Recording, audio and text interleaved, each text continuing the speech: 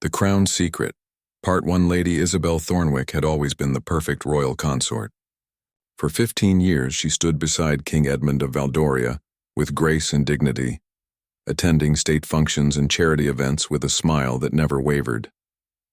The people adored her charitable work and elegant demeanor. But behind the palace walls of Ravencrest Castle, a different story was unfolding. The morning mist hung heavy over the royal gardens as Isabel made her way through the servants' corridors, a path she had memorized over months of careful planning. In her leather satchel, wrapped in velvet cloth, lay the crown jewels of Valdoria's ancient queens, emeralds that had belonged to Queen Seraphina the Bold, diamonds from the legendary Queen Anastasia's collection, and the priceless moonstone of Eldoria that had been in the royal family for 3 centuries. She paused at the kitchen entrance, her heart pounding against her ribs. Chef Marcel, her trusted accomplice, waited with a delivery cart filled with fresh bread and vegetables destined for the morning market in the capital city of Thorndale. They had rehearsed this moment countless times, but the weight of what she was about to do made her hands tremble. "Your Majesty," Marcel whispered, his weathered face etched with concern. "Are you certain about this? Once we cross that threshold, there's no turning back." Isabel's blue eyes, once sparkling with royal joy, now held a determination born from desperation. "The people of Valdoria deserve better than what Edmund has planned for them," she replied quietly. "These jewels belong to the nation, not to fund his secret alliance with the warmongers of Blackstone Empire." 6 months earlier, Isabel had discovered her husband's correspondence with Emperor Thaddeus of Blackstone. The letters revealed a horrifying truth.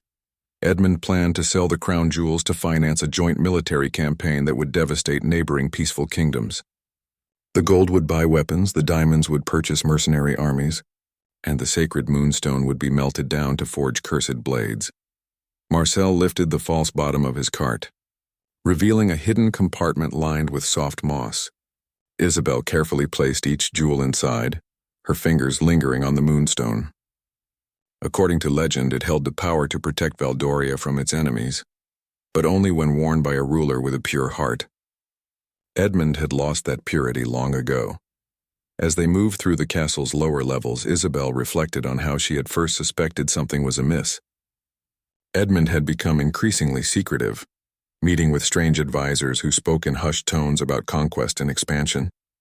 Palace guards had been replaced with foreign mercenaries who showed no loyalty to Valdoria's traditions. Most telling of all, her husband had stopped wearing his father's ring, a symbol of his oath to protect his people above all else. The discovery of the hidden vault beneath the throne room had confirmed her worst fears. Maps marked with invasion routes, treaties written in blood-red ink, and worst of all, a contract bearing Edmund's seal that promised the complete subjugation of the peaceful Valley kingdoms in exchange for Blackstone's military support. Now, as they approached the castle's eastern gate, Isabel knew she was committing the highest form of treason in the eyes of the law. But in her heart, she believed she was saving her kingdom from a fate worse than conquest, the shame of becoming conquerors themselves. The Morning Guard. Sir Thomas Whitmore had been her childhood friend and still held loyalty to the old ways. When he saw the Queen approaching with the kitchen cart, he simply nodded and opened the gate without question. His eyes met hers for a brief moment, and she saw understanding there. Perhaps he too had noticed the changes in their king. As the cart rolled through the cobblestone streets of Thorndale's lower district, Isabel pulled her hood higher over her golden hair. The plan was simple but dangerous. Transport the jewels to the sacred temple of Valdoria's patron goddess, Lady Celestine, where they would be placed under divine protection until a worthy ruler could claim them. The temple's high priestess, Mother Cordelia, had secretly agreed to help after Isabel revealed Edmund's true intentions. The ancient laws of Valdoria stated that the crown jewels could only be reclaimed by one who proved their worthiness through 3 sacred trials. Isabel hoped this would buy enough time to find a way to stop her husband's devastating plans. But as they neared the temple district, the sound of approaching hoofbeats echoed off the narrow walls. Palace guards in their distinctive crimson uniforms were conducting a search of the area. Someone had discovered the theft much sooner than expected. Marcel gripped the cart handles tighter as sweat beaded on his forehead. "Your Majesty, they're getting closer. We need to make a choice. Abandon the mission or risk everything. Isabel looked back toward Ravencrest Castle, its towers piercing the morning sky like accusatory fingers. Somewhere in those halls, Edmund was probably discovering the empty vault at this very moment. His rage would be terrible, but his revenge would be even worse.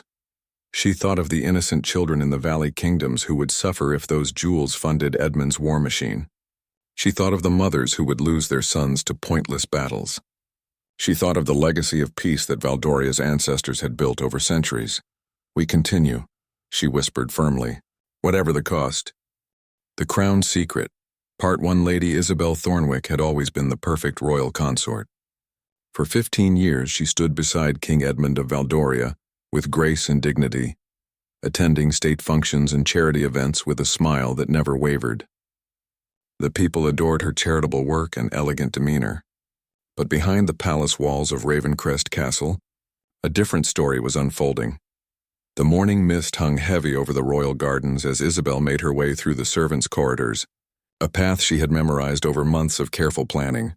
In her leather satchel, wrapped in velvet cloth, lay the crown jewels of Valdoria's ancient queens, emeralds that had belonged to Queen Seraphina the Bold, diamonds from the legendary Queen Anastasia's collection, and the priceless moonstone of Eldoria that had been in the royal family for 3 centuries. She paused at the kitchen entrance, her heart pounding against her ribs. Chef Marcel, her trusted accomplice, waited with a delivery cart filled with fresh bread and vegetables destined for the morning market in the capital city of Thorndale. They had rehearsed this moment countless times, but the weight of what she was about to do made her hands tremble. "Your Majesty," Marcel whispered, his weathered face etched with concern. "Are you certain about this? Once we cross that threshold, there's no turning back." Isabel's blue eyes, once sparkling with royal joy, now held a determination born from desperation. "The people of Valdoria deserve better than what Edmund has planned for them," she replied quietly. "These jewels belong to the nation, not to fund his secret alliance with the warmongers of Blackstone Empire."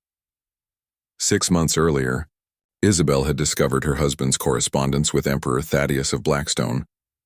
The letters revealed a horrifying truth. Edmund planned to sell the crown jewels to finance a joint military campaign that would devastate neighboring peaceful kingdoms. The gold would buy weapons, the diamonds would purchase mercenary armies, and the sacred moonstone would be melted down to forge cursed blades.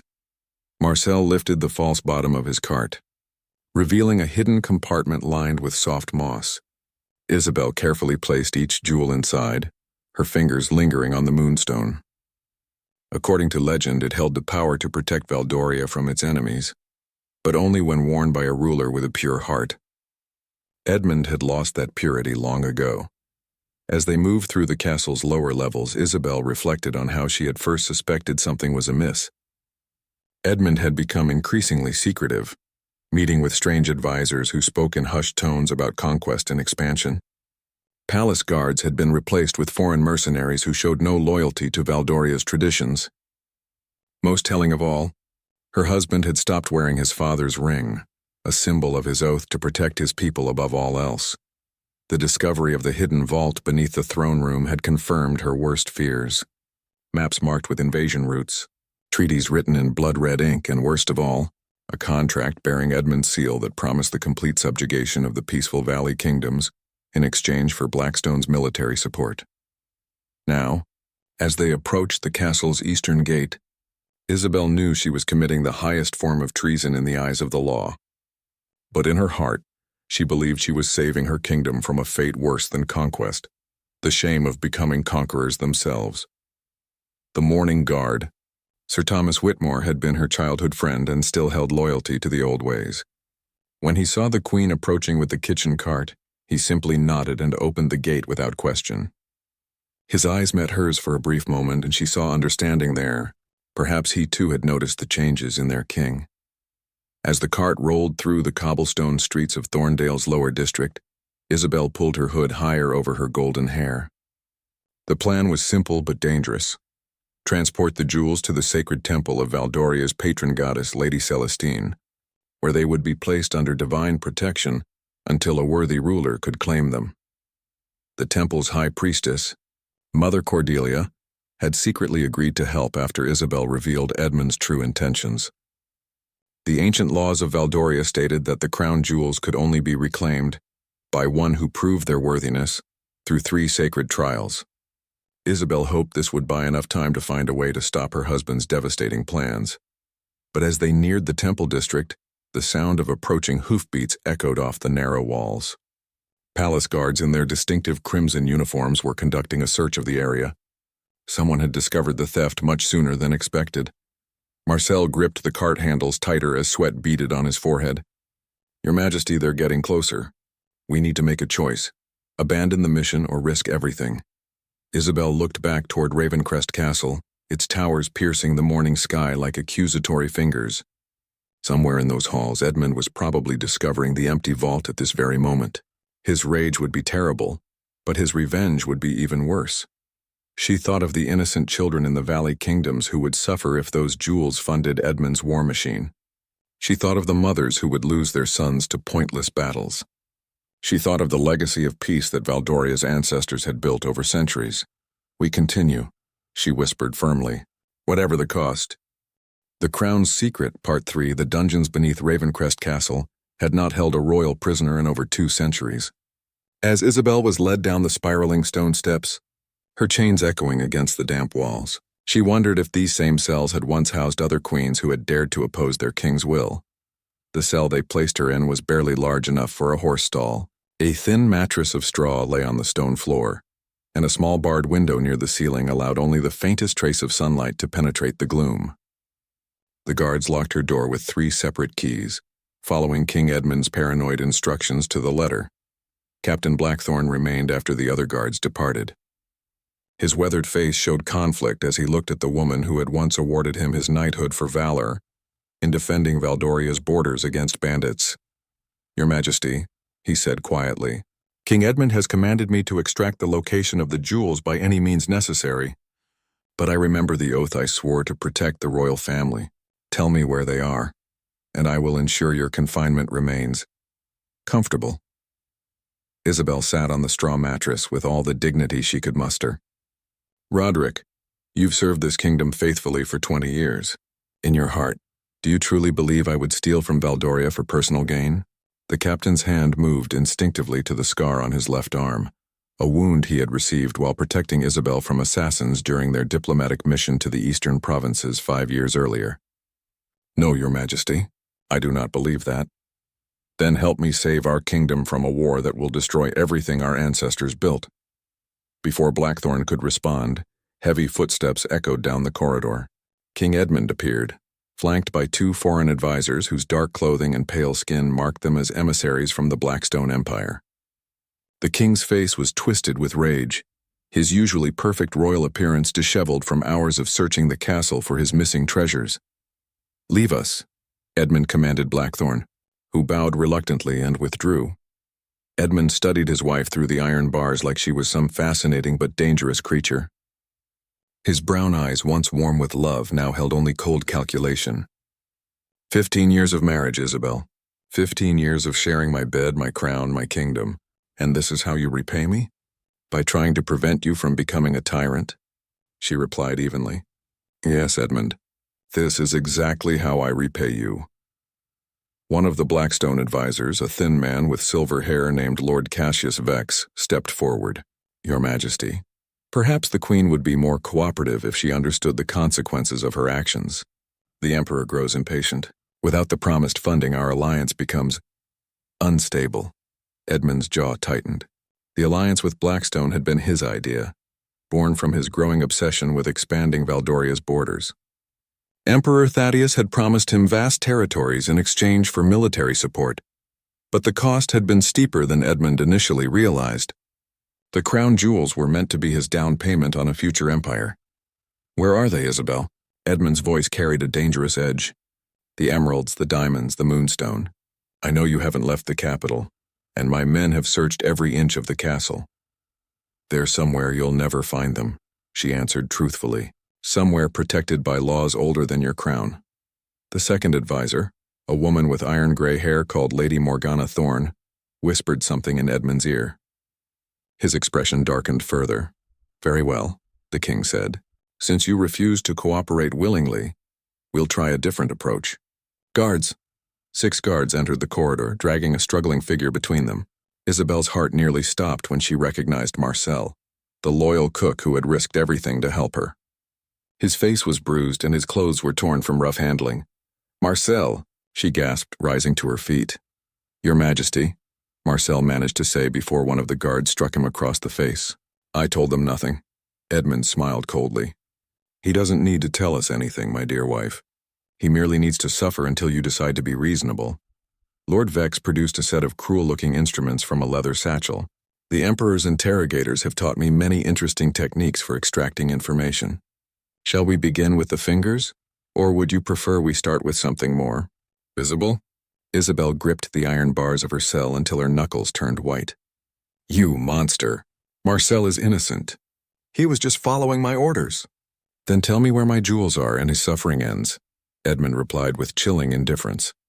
The woman who had once loved this man, who had danced with him at their wedding celebration and comforted him when his father died, stared at the stranger he had become.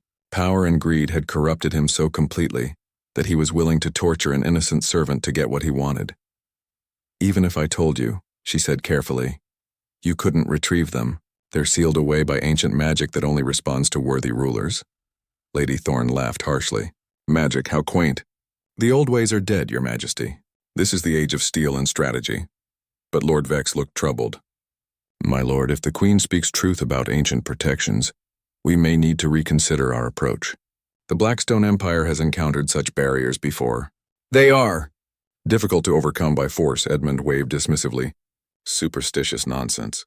There's no such thing as magic, only clever hiding places and primitive security measures." As if summoned by his skepticism, a brilliant blue light suddenly filled the corridor. The light emanated from Isabel herself, surrounding her in an ethereal glow that made the chains on her wrists appear to be made of starlight rather than iron. Marcel gasped in wonder, while the guards stepped back in fear. Even the Blackstone advisors looked shaken by this display of power they didn't understand. Edmund's face had gone pale. "Impossible," he whispered. The light faded as quickly as it had appeared, leaving everyone staring at Isabel in stunned silence. She was as surprised as anyone by what had just occurred, but she maintained her composure with royal training that ran deeper than fear. "The bloodline of Valdoria's queens carries more than just noble heritage, Edmund," she said quietly. "It carries the responsibility to protect this kingdom from those who would abuse its power. You've forgotten that responsibility, but I have not." From somewhere far above them, the sound of alarm bells began ringing throughout the castle. A guard rushed down the corridor and whispered urgently in Captain Blackthorn's ear. "Your Majesty," Blackthorn announced, his voice carefully neutral, "Princess Helena of Astoria has arrived at our borders with a diplomatic escort. She requests immediate audience with the Crown regarding urgent matters of international law." Isabel felt a surge of hope. Her sister had received Mother Cordelia's message and was coming to help. But she also knew that Helena's arrival would force Edmund to make a choice that would determine the fate of both kingdoms. Edmund's eyes narrowed as he calculated the political implications. Princess Helena was beloved throughout the region for her wisdom and diplomatic skills. If she had come to investigate Isabel's imprisonment, it meant word of the situation had already spread beyond Valdoria's borders. "Tell the princess that the queen is indisposed and cannot receive visitors," Edmund ordered. "My lord," Blackthorn said carefully. Princess Helena invoked the Treaty of Royal Protection. Under international law, she has the right to verify the well-being of any royal family member under her protection. The trap was closing around Edmund, but Isabel knew he was far from defeated.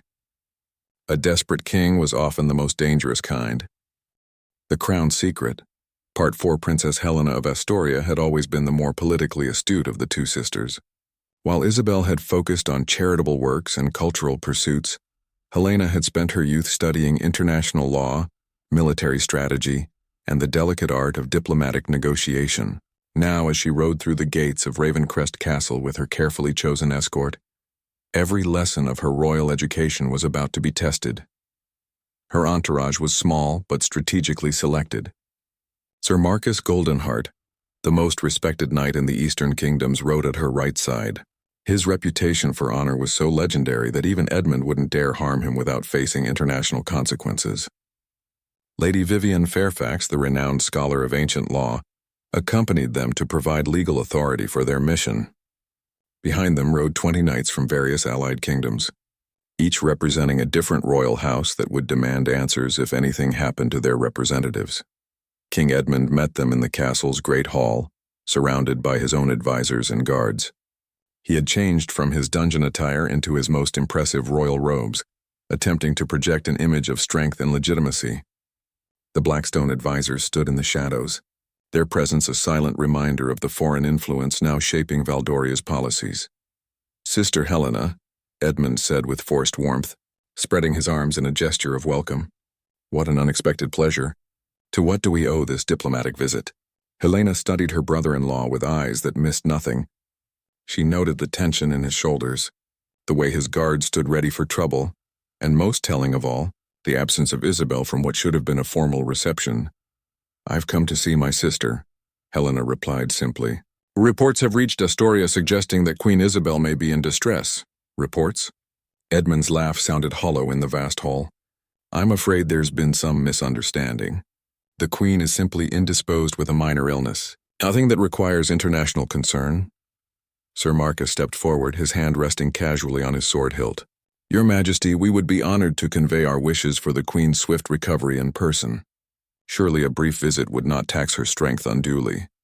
The game of diplomatic chess had begun in earnest. Edmund knew he couldn't simply refuse without arousing more suspicion, but allowing Helena to see Isabel in the dungeons would expose his actions to international scrutiny.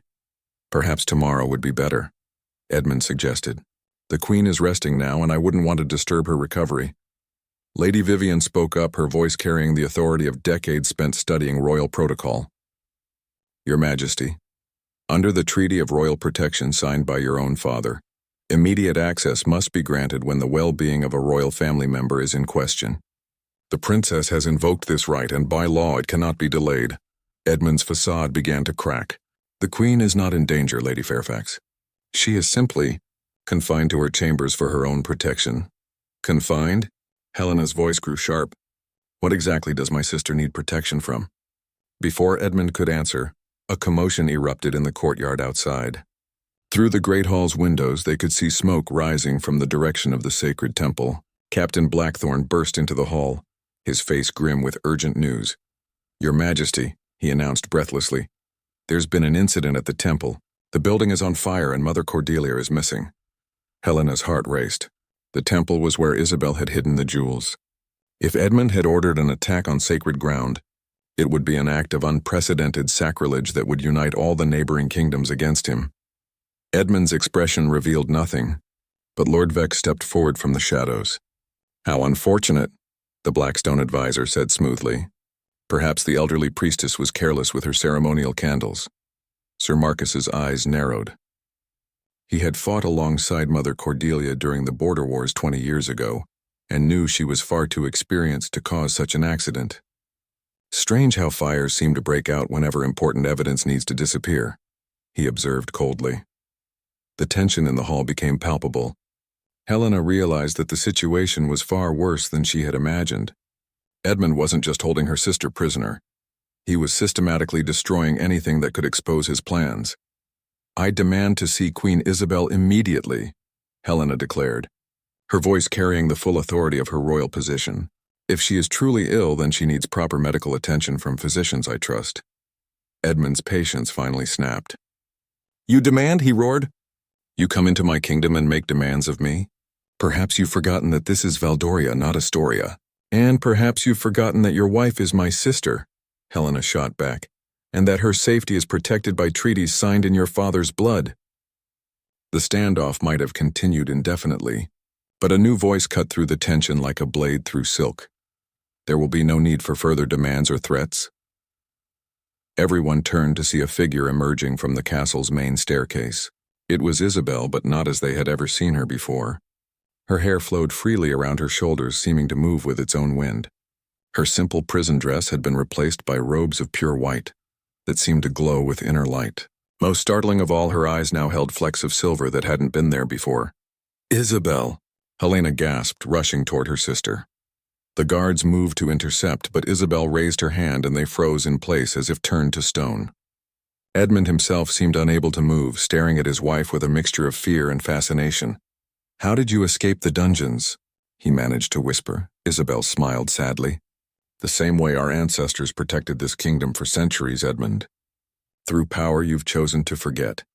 She walked calmly to the center of the hall, and with each step, the air around her seemed to shimmer with energy. The Blackstone advisors retreated toward the walls, their faces pale with superstitious terror. "The fire at the temple was your doing," she stated, looking directly at Edmund. "You thought destroying the building would somehow give you access to what I've hidden there. The jewels belong to me." Edmund snarled, finally finding his voice. "I am the king." "You are a king who has forgotten what it means to serve his people," Isabel replied. "The crown jewels were never yours to sell, Edmund.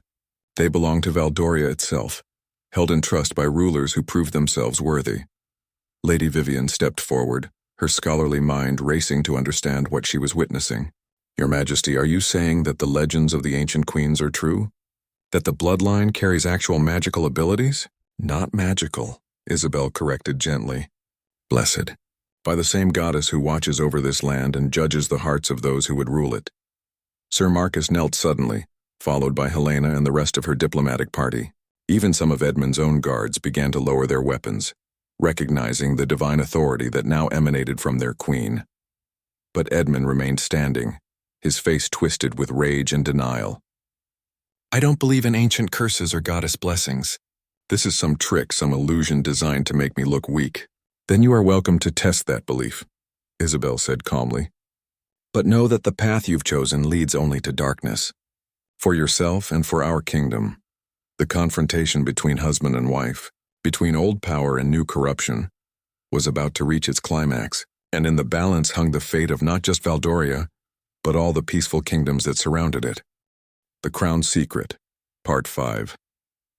The Great Hall of Ravencrest Castle had witnessed many historic moments over the centuries, but nothing quite like this. As Isabel stood in the center of the room, radiating an otherworldly authority, the very stones of the castle seemed to hum with ancient energy. Tapestries that had hung motionless for decades now stirred gently, as if touched by an invisible breeze. Edmund's denial crumbled as he watched his wife transform before his eyes. The woman he had dismissed as a simple charitable queen was revealing herself to be something far more powerful and dangerous to his plans. "This changes nothing," he declared, though his voice lacked its earlier conviction. "Tricks and illusions cannot alter the law. I am still the rightful king of Valdoria." Lord Vex stepped forward from the shadows, his pale features twisted with calculation. "Your Majesty," he addressed Edmund while keeping his eyes fixed on Isabel, "the Emperor will be most displeased if our arrangement fails due to supernatural interference. Perhaps it is time to consider more direct action." The Blackstone advisor gestured subtly to the foreign guards scattered throughout the hall. These were not Valdorian soldiers bound by oaths to protect their queen, but mercenaries who cared only for gold and conquest. Helena noticed the movement immediately and moved closer to her sister. "Isabel, I think you should know that we didn't come alone. The rulers of 5 kingdoms are watching this situation very carefully. Any violence against you would be considered an act of war against all of us." Sir Marcus nodded grimly. "The alliance of the Eastern Kingdoms has already mobilized. If you don't return safely to Astoria within 3 days, Princess, our combined armies will march on Valdoria." This revelation sent a ripple of concern through Edmund's supporters. Fighting one neighboring kingdom was risky enough, but facing a coalition of 5 would mean certain destruction for Valdoria. Lady Morgana Thorne whispered urgently in Edmund's ear. "My lord, the Emperor promised military support, but that was contingent on the success of our initial funding. Without the crown jewels, Blackstone may reconsider their commitment." Edmund's face flushed with anger and humiliation. Everything he had worked for was unraveling before his eyes, and worse yet, it was happening in front of witnesses who would carry the tale to every court in the known world. "Enough," he roared, drawing his ceremonial sword. The blade had been forged for his coronation and had never tasted blood, but the steel gleamed with deadly intent. "I will not be defied in my own castle by women and superstitious fools." The moment the sword cleared its sheath, the temperature in the hall dropped noticeably. Frost began forming on the windows, and several candles flickered and died as if extinguished by ghostly breath. Isabel remained perfectly calm, but her silver-flecked eyes now seemed to glow with their own light. "Edmund, you're walking a path that leads to damnation. I'm offering you one last chance to turn back. The only thing I want from you," Edmund snarled, raising his sword, "is the location of my jewels." He lunged forward, but before the blade could reach its target, something extraordinary happened. The sword stopped mid-air as if it had struck an invisible wall. Edmund strained against the resistance, his face contorting with effort, but the weapon would advance no further. Around the hall, everyone watched in stunned silence as the King of Valdoria struggled futilely against a force none of them could see but all of them could feel. "The goddess protects those who serve with pure hearts," Isabel said softly, "but she also judges those who would abuse their sacred trust." The sword began to glow red-hot in Edmund's hands. With a cry of pain, he dropped the weapon, which clattered to the stone floor and immediately began to cool. Captain Blackthorne stepped forward, his face a mask of professional duty warring with personal loyalty. "Your Majesty, perhaps we should consider that the Queen's actions may have been justified. If she truly believed you were planning to use the crown jewels for aggressive war, you dare question your king?" Edmund whirled on his captain, but Blackthorne stood his ground. "I question a king who would torture innocent servants and attack sacred temples," the captain replied firmly. "Those are not the actions of the man I swore to serve." One by one, the Valdorian guards in the hall began to lower their weapons. They had witnessed their queen's divine protection and seen their king's willingness to resort to violence against his own wife. The choice between them was becoming clear. Seeing his support crumbling, Lord Vex made a desperate gambit. He produced a small crystal vial from his robes, filled with a liquid that seemed to absorb light rather than reflect it. "If divine protection shields the queen," he announced with cold calculation, "then perhaps mortal poison will prove more effective." Before anyone could react, he hurled the vial toward Isabel. The glass shattered against the invisible barrier protecting her, but the dark liquid within began to spread across the magical shield like acid, causing it to flicker and weaken. "Blackstone alchemy," Lady Vivian gasped in recognition. "They found a way to corrode divine magic." Helena drew her own sword, a blade blessed by the priests of Astoria. "Sister, get behind me." But Isabel stood firm, even as the protective barrier around her continued to deteriorate under the poison's influence. "No, Helena, this is my burden to bear." She closed her eyes and began to speak in the ancient language of Valdoria's first queens, words that had not been heard in the castle for 3 centuries. The air around her began to swirl with golden light, and the very foundations of the castle trembled in response. Edmund watched in horrified fascination as his wife became something beyond his understanding. The woman he had married, the gentle queen he had thought he could control, was revealing herself to be the latest in a line of protectors that stretched back to the founding of their kingdom.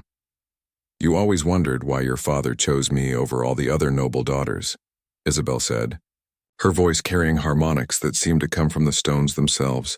"It wasn't for my beauty or my diplomatic connections, Edmund. It was because the bloodline called to bloodline." The truth hit him like a physical blow. His father, King Aldrich the Wise, had known about the ancient powers.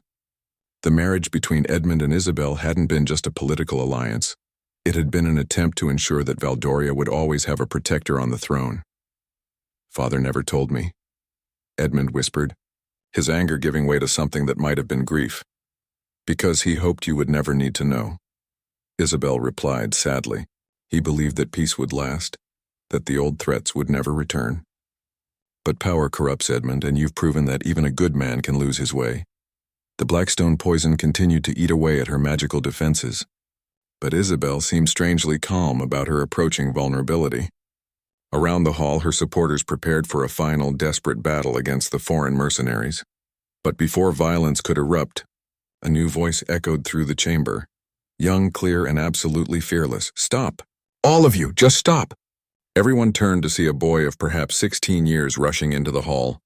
He had Edmund's dark hair, but Isabel's compassionate eyes, and he wore the simple robes of a temple acolyte rather than royal finery. "Prince Adrian?" Helena breathed in surprise. "But you're supposed to be studying at the monastery."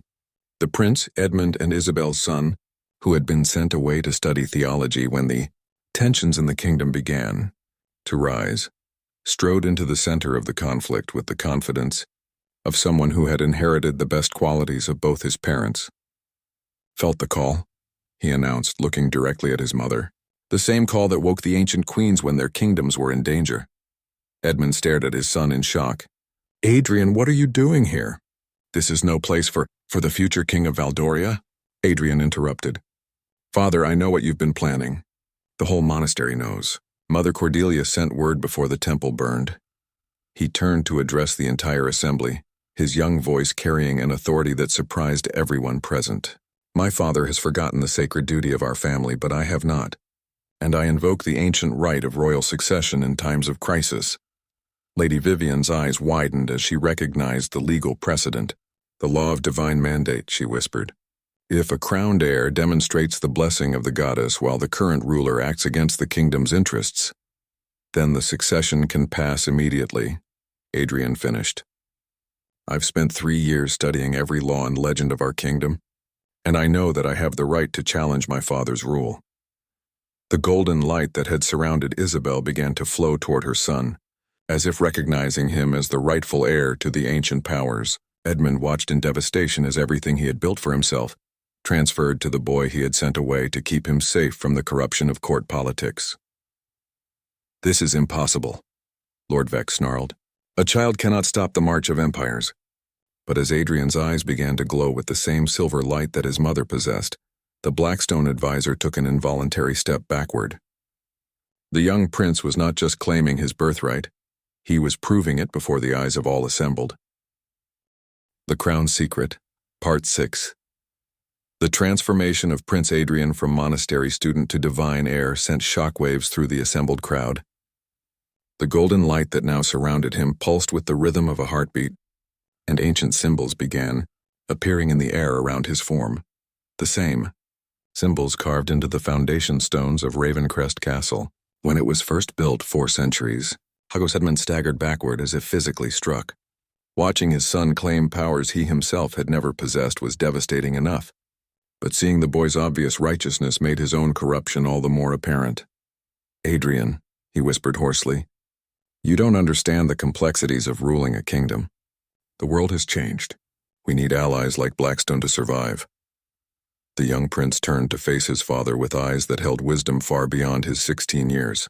Father, I've read every treaty grandfather signed, every law he established, every letter he wrote to foreign rulers. He built Valdoria's strength through honor and justice, not through conquest and greed. Lord Vex stepped forward menacingly, his patience with royal sentiment finally exhausted. Enough of this superstitious nonsense. The boy is a child playing with forces he cannot control.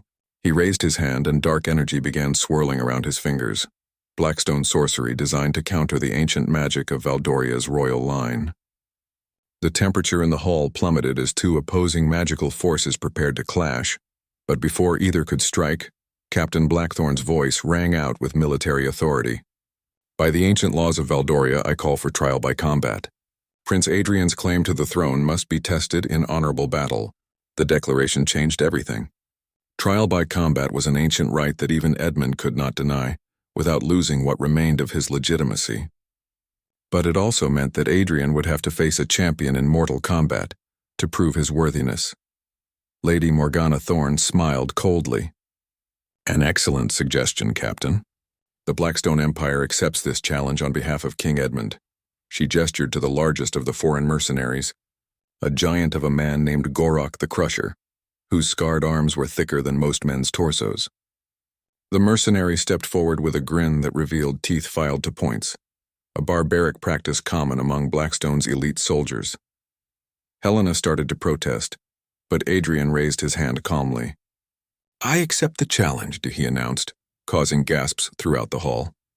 But I choose the terms of combat, as is my right as the challenged party. Gorok laughed, a sound like grinding millstones. What terms could a pampered princeling possibly set that would matter to me? Adrian's expression remained serene. Single combat, no weapons, no armor. Just strength against strength, will against will. The mercenary's laughter died as he realized the prince was serious. Fighting without weapons or armor would negate many of his advantages, but it would also expose Adrian to the full force of Gorok's brutal fighting style. Adrian, no, Isabel cried out, her maternal instincts overriding her faith in his divine protection. He'll kill you. Mother, Adrian replied gently. You taught me that sometimes we must risk everything to save what we love. This is one of those times. Sir Marcus stepped forward. Your Highness, as a Knight of Astoria, I volunteer to serve as your champion. There's no shame in— Thank you, Sir Marcus, but this is something I must do myself, Adrian interrupted. The goddess doesn't grant her blessing to those who hide behind others. The Great Hall was quickly cleared to create a fighting space in the center. Edmund watched his son prepare for combat with a mixture of pride and terror. Despite everything that had happened between them, Adrian was still his child, and the thought of watching him die was almost unbearable. There's still time to reconsider, Edmund said quietly as his son approached the makeshift arena. I could abdicate, name you heir, end this madness before it goes any further. Adrian paused and looked at his father with genuine sadness. It's not about the crown anymore, father. It's about proving that Valdoria still has rulers worthy of the goddess's blessing. You've forgotten that lesson, but I haven't. Gorok entered the circle, rolling his massive shoulders and cracking his knuckles. His strategy was simple. Use his overwhelming size and strength to crush the prince quickly before any magical protection could save him. As the two combatants faced each other, Mother Cordelia appeared at the edge of the hall. The elderly priestess was singed and exhausted from escaping the temple fire, but she had insisted on witnessing this crucial moment. By the ancient laws of Valdoria, she announced in her ceremonial voice, let this combat determine the truth of divine favor. May the righteous prevail and may the goddess guide the outcome. The signal was given and Gorok charged like a rampaging bull. His massive fists swung in devastating arcs that would have shattered stone. But Adrian moved with fluid grace, dancing around the attacks as if he could predict them before they came. The prince's fighting style was unlike anything the assembled nobles had ever seen. He used no traditional combat techniques, instead flowing like water around his opponent's brutal assaults. Each time Gorok's fist struck where Adrian had been standing, small cracks appeared in the stone floor from the sheer force of the blows. But as the fight continued, it became clear that Adrian was not just avoiding damage, he was waiting for something. His movements became more purposeful, leading Gorok into specific positions around the circle. What is he doing? Helena whispered to Lady Vivian. The scholar's eyes widened with understanding. He's drawing a pattern with their movements. Look at where they've stepped. It's forming the sacred seal of Valdoria. Indeed, when viewed from above, the path of their combat was tracing out the ancient symbol that adorned the kingdom's royal crest. And with each completed section of the pattern, the golden light around Adrian grew brighter. Gorok, realizing he was being outmaneuvered, abandoned strategy in favor of pure brutality. He grabbed a broken piece of stone from the floor and hurled it at Adrian's head with crushing force.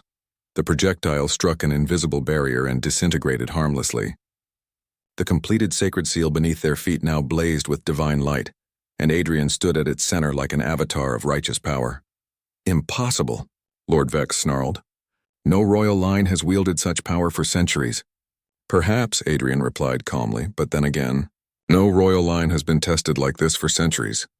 Gorok made one final desperate charge, roaring like a wild beast as he threw all his remaining strength into a killing blow. But when his fist connected with Adrian's upraised palm, it was the mercenary who screamed in pain.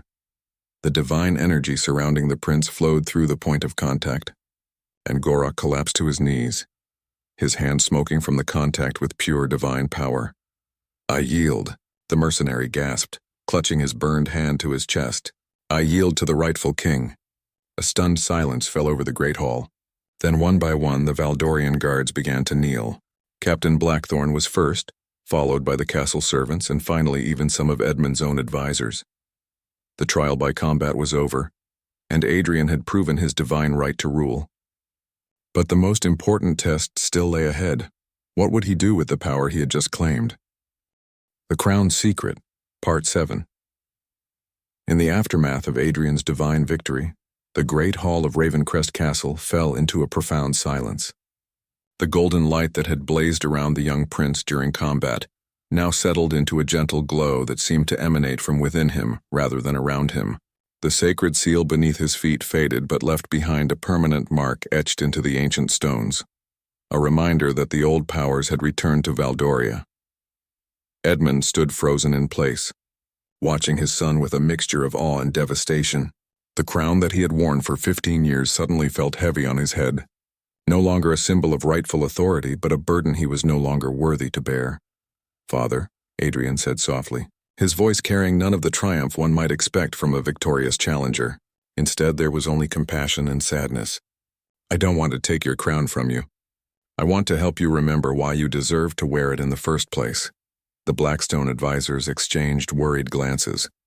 Their carefully laid plans were crumbling, and with them the Empire's foothold in the Eastern Kingdoms. Lord Vex stepped forward with cold calculation still gleaming in his eyes. "This changes nothing," he declared. "King Edmund has signed treaties with the Blackstone Empire. Those agreements remain binding regardless of internal family disputes." Lady Vivian moved to counter this legal challenge. "Actually, Lord Vex, those treaties were negotiated under false pretenses. If King Edmund was planning to use stolen crown jewels as collateral, then the agreements are null and void under international law." "Stolen?" Vex snarled. "The jewels belong to the king." "No," Mother Cordelia spoke up from where she stood near the hall's entrance. Despite her exhaustion from escaping the temple fire, her voice carried the weight of centuries of tradition. "The crown jewels belong to Valdoria itself. They are held in trust by rulers who prove themselves worthy through service to their people." She turned to address the entire assembly.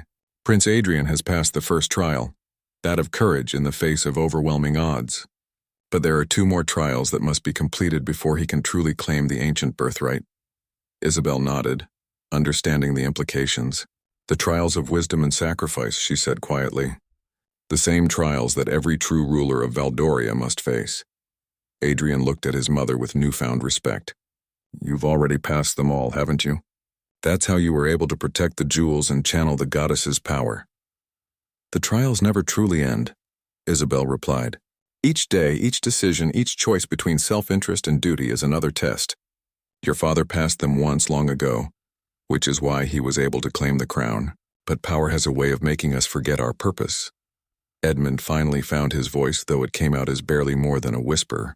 "I remember the day I first wore this crown. I swore to protect Valdoria and her people above all else. When did I lose sight of that oath? When you started believing that strength came from conquest rather than justice," Adrian answered gently. "When you chose fear over faith." Captain Blackthorne stepped forward and drew his sword, but instead of threatening, he knelt and laid the blade at Adrian's feet. "Your Majesty," he said formally, "Valdoria's guard stands ready to serve the rightful king."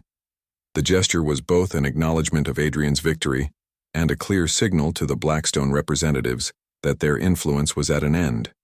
One by one, the remaining Valdorian soldiers followed their captain's example. Lady Morgana Thorne realized that the situation was beyond salvaging. "Lord Vex, I suggest we withdraw. The Emperor will need to reconsider our eastern strategy." But Vex was not ready to admit defeat so easily. "You think this display of peasant superstition will protect you from the might of the Blackstone Empire?" He spat. "We have armies that could crush this entire kingdom." "Perhaps," Adrian replied calmly, "but you no longer have an ally within our borders. And I suspect you'll find that the other eastern kingdoms will be less welcoming now that they know about your attempted conquest through corruption." Helena smiled grimly. "The Alliance of Eastern Kingdoms has been looking for an excuse to push Blackstone influence out of our region. This should provide all the justification we need." Sir Marcus nodded in agreement. 5 kingdoms united against 1 empire. Even Blackstone will think twice about those odds. Recognizing that their position was untenable, the Blackstone advisors began retreating toward the hall's exit. But before they could leave, Edmund called out to them. "Wait," he said, and for a moment everyone wondered if he was going to make one last desperate alliance with the foreign power. Instead, he reached up and removed the crown from his head. "I want you to take a message back to your emperor," Edmund continued, his voice growing stronger with each word. "Tell Thaddeus that Valdoria stands with her neighbors, not with distant conquerors. And tell him that if he ever again attempts to corrupt our kingdom from within, he'll face not just our armies, but our ancient protections as well." As if to emphasize his point, the golden light around Adrian flared briefly, and every Blackstone mercenary in the hall felt an overwhelming urge to flee. They filed out quickly, leaving only Valdorians and their allies in the great hall. Edmund walked slowly to where his son stood and held out the crown. "This belongs to you now," he said simply. "I pray you'll wear it more wisely than I did." Adrian looked at the crown for a long moment, then gently pushed it back toward his father. "Not yet," he said. "I still have trials to complete, and you still have the chance to reclaim your worthiness." The gesture surprised everyone, including Edmund himself. "You would trust me to rule again? After everything I've done?" "I would trust you to learn from your mistakes," Adrian replied. "The goddess grants second chances to those who truly repent. But this time Mother and I will be here to guide you back to the right path when you start to waver." Isabel moved to stand beside her husband and son, the family finally reunited after their ordeal.